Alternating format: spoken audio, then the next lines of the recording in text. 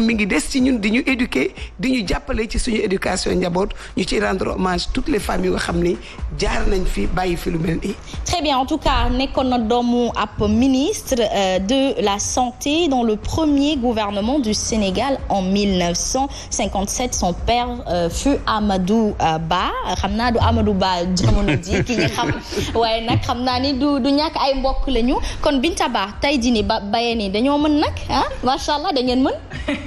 ok Asma fierté la je pense que Mariama Ba fierté la déjà boo xoolee ci askanu jigéen mu nekk jigéen joo xamante ne tey jii kenn du passé ci BFM te livre bii nga xamante ne moo nekk au programme liiroo ko nit ñi sa boo demee en classe de troisième ku ci nekk da ngay bàkku maîtriser naa texte bii nii bi mu waxee Ramatulaay en plus nag Asma da ngay gis Mariama Ba dañu alerté woon lu bëri ci jamono balaa muy ñëw boo gisee li mu doon wax dëj yi bañ fa demee tey ku nekk yaa ngi xool sa tissu morom ku nekk yaa ngi xool sa morom lu mu fuddanu fàtte nañ ka nga xamante ne ñëw nañu rob ko mu ñëwaat ci li nga xamante ne mooy polygamie ñëwaat ci ànd ak sa borom kër ba nga xamante ne bu demee ba benn jamono jëndee la xale bu ndaw wax ci daal loo xamante ne ak ba mu fekkee ay doomam di tuux surprise ba mu am donc société bi la dëxañ ci benn téere mu marqué jamono marqué empreinte am ba nga xamante ne jamono ji làqu na yàgg na mais ba tey Mariama Ba est d'actualité. Elle est d'actualité parce qu'elle vit à travers ses écrits, professeur faaw ma ñëw ci invité bi.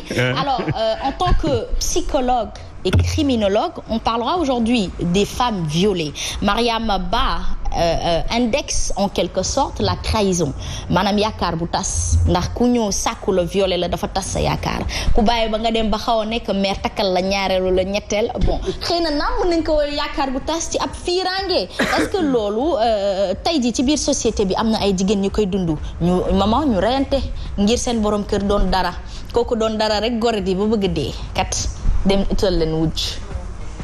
Merci. En tout cas, avant de répondre en tant que psychologue, je vais peut-être répondre aussi en tant que féministe, puisque Mariama Ba est quand même une des plus grandes féministes sénégalaises pour avoir participé à un mouvement qui date de cette époque, de la fin des années 70 au début des années 80, et notamment avec une association qui faisait figure de proue, le Yewi Yewi, et qui luttait déjà contre la question de la polygamie et des violences y afférents, que ce soit dans Linga Indiwar, le fait de trouver plus jeune ou de réduire la femme à n'être plus qu'un objet dont on pourrait se gargariser sur la place sociale.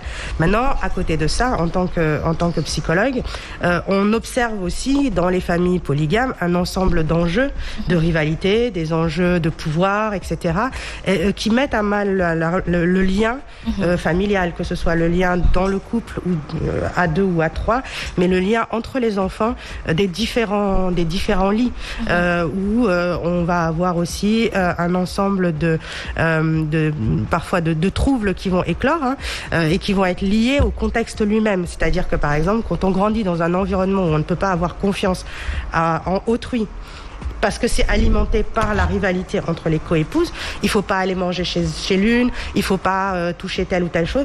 On a du mal à se développer et à acquérir une personnalité stable. Et donc toutes ces questions-là, elles ont besoin d'être prises en considération. D'autant qu'en plus comment on appelle ça, au niveau international, les traités, les accords, etc., indiquent bien que la question de la polygamie, même si elle est en souffrance et qu'elle apporte beaucoup de conflits au Sénégal, est une violation des droits des femmes. Ah, violation des droits des femmes. Ouais. Takk ñaareel. Allah, ana ñaareel yi, ana ngeen criminel. C'est pas takk ñaareel. Ça peut être takk ñetteel, ñeenteel, ce que tu veux. La polygamie est une atteinte. Ah, la polygamie est une atteinte. Il y a le takk-suuf aussi. C'est même pas officiel le takk-suuf. Donc c'est une atteinte aux droits des femmes. La ilaha illallah. Ana ngeen. J'ai un ami au Brésil. Il doit être content là. Mais c'est pour ça que j'ai bien précisé qu'au Sénégal, c'est une source de conflit, parce que quand on dit ça, tout le monde pense qu'on attaque la religion musulmane, alors qu'il non, pas du tout. Il n'est pas question d'attaquer la religion musulmane, parce que la religion musulmane n'a pas l'apanage de la polygamie. Je suis désolée. Nous sommes de structuration animiste, et dans les pratiques animistes, la polygamie existait aussi. Donc, on n'attaque pas une religion plutôt qu'une autre.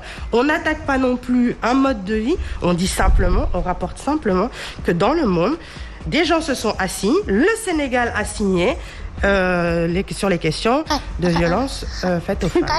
Oui. dama am sama benn nit kii bu baax sama càmmiñ bu baax nee na ñaareel la bëgg ñaareel.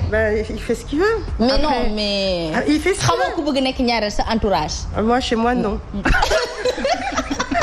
Aïcha mi ngi noonu Bakary Banora nee na ni ma introduire Xayra day firndeel ni man bëgguma wujje ak maa leen nar a bett Aïcha mi ngi noonu maman kon nag lii moo nekkoon ab fàttali ci ki nga xamante ni moom moo di Mariama Ba. C'est plein d'histoires et on se rappelle que justement la lecture permet de voyager, de découvrir et de justement savoir s'acquérir ses propres réponses. moo tax xale yi dañu war a rek gën a góorgóorlu di liifantu dafay baax ci 2019 la ñuy àddu ci décès en France à l'âge de 81 ans de Jacques Diouf, ancien ministre et ancien directeur général de l'Organisation des Nations Unies pour l'alimentation et l'agriculture FAO depuis 1994 à 2011. Il a été inhumé dans sa ville natale de Saint-Louis. Ndar-ndari macha allah yàlla génne na fa ay bindkat ak ay jàngkat ba ci jàngalekat yu mag te ñii dañoo nekk référence yoo xamante ni professeur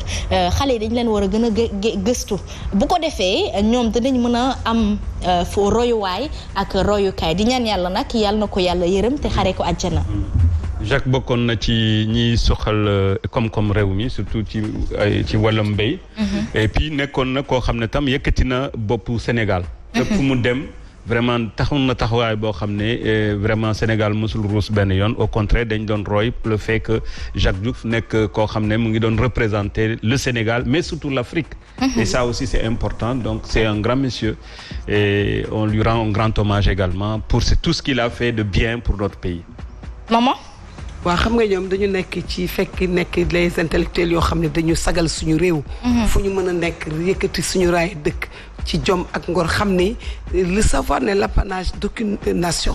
fenn foo dem rek loo jéem rek foo yem rek yaa fa yemale sa bopp. moom bokk na ci ñi nga xamante ne dañu yëkkati suñu raay réew dañu sagal nekk ay doomu sénégalais yoo xam ni dañ doon def suñu fierté ñu ñaan yàlla suuf sedd ci kawam yàlla fay ko li mu sonn. ci jàppale ñu mel nii bu ñëwoon ci mbay mi ñu teel leen a teg ci suñu réew kon xëy na ba tey passé nañ fii. juste dañu préféré dem feneen wane fa seen xam-xam. waaw mi ngi noonu nag xam nga maman bu fekkee nii man dama di wurus dem ci koo xamante ni daf may jaawale ak përëm fu la dëgg mooy ma réer nag.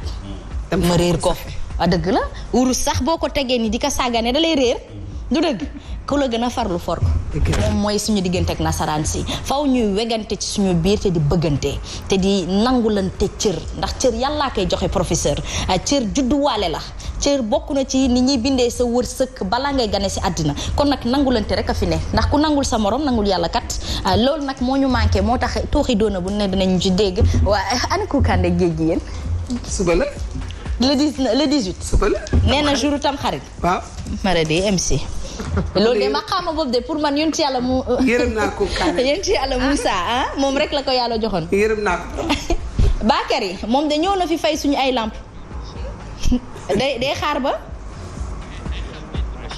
day xaar géej gi ba Chine nee na allahu akbar dëgg la Sénégal moo doy waar c'est-à-dire ñun ku jug joxoñ dara